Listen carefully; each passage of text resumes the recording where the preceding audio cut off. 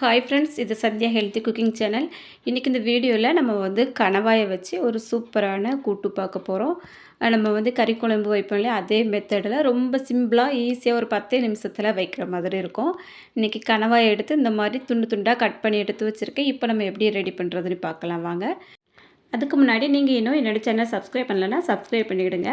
இப்போது stove on பண்ணி கடாய் வச்சுருக்கேன். அதில் ஒரு 3 ஸ்பூன் அளவுக்கு ஆயில் விட்டுருக்கேன். எந்த எண்ணெய்னாலும் விட்டுட்டுங்க.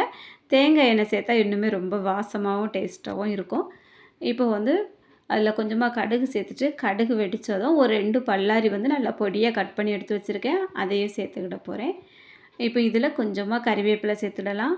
வெங்காயம் சீக்கிரமாக வதங்குறதுக்காக ஒரு அரை ஸ்பூன் அளவுக்கு உப்பு சேர்த்துருக்கேன். இதையும் சேர்த்து நல்லா மிக்ஸ் பண்ணி விடுவோம். வெங்காயம் ஓரளவுக்கு வதங்கிட்டு இருக்க டைமில் நம்ம ஒரு 2 பச்சை மிளகாயும் கட் பண்ணி இது கூட சேர்த்துடலாம்.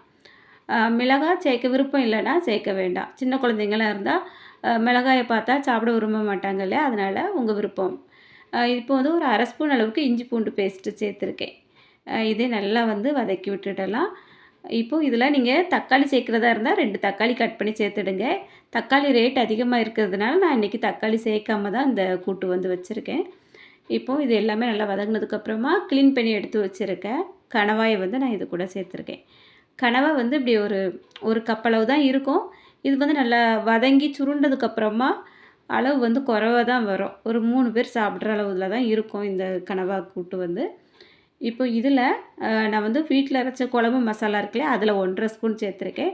1 ஸ்பூன் அளவுக்கு மட்டன் மசாலா சேர்த்துருக்கேன். சிக்கன் மசாலா இருந்தாலும் கூட சேர்க்கலாம், ரொம்பவே நல்லா தான் இருக்கும். இதை நல்லா மிக்ஸ் பண்ணி விட்டுடலாம். தீ கொஞ்சம் மீடியமாக வச்சுடுங்க. ஏன்னா இதில் நம்ம தண்ணி சேர்க்கவே இல்லை. தண்ணி சேர்க்க வேண்டாம். இந்த கணவாயிலே நல்லா தண்ணி பிரிஞ்சு வரும்.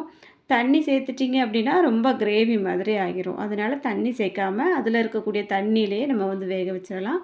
இந்த டைமில் கொஞ்சம் தேவையான அளவுக்கு உப்பும் பார்த்து சேர்த்துட்டு மிக்ஸ் பண்ணி விட்டுட்டு மூடி போட்டு வச்சிடலாம். நான் ஒரு 1/4 கப் அளவுக்கு தேங்காய் துருவல் எடுத்து வச்சுருக்கேன். அதில் ஒரு அரை ஸ்பூன் அளவுக்கு பெருஞ்சீரகம் சேர்த்து நல்லா இந்த மாதிரி கரகரப்பாக ஒரு 2 சுற்றி எடுத்துகிட்டு வந்துட்டேன். இப்போ ஒரு 5 நிமிஷத்தில் நம்ம சிம்மில் வச்சு வேக வச்சா போதும். கனவா சூப்பராக வெந்து வந்துடும். அது கூட இந்த அரைச்சி வச்சுருக்க தேங்காயும் நல்லா மிக்ஸ் பண்ணி விட்டுட்டு நம்ம ஒரு 2 நிமிஷத்துக்கு அப்படியே லைட்டாக கலந்து விட்டுட்டு சிம்லேயே வச்சிட வேண்டியது தான். உப்புலாம் கரெக்டாக இருக்குதான்னு செக் பண்ணி பார்த்துட்டு அப்படி நீங்கள் கொஞ்சமாக கடைசியில் மேலாட்டில் மல்லி இலை தூவி இறக்கிற வேண்டியது தான். ரொம்ப ரொம்ப டேஸ்டான கனவா கிரேவி ஒரு 10 நிமிஷத்தில் சூப்பராக ரெடி பண்ணிடலாம்.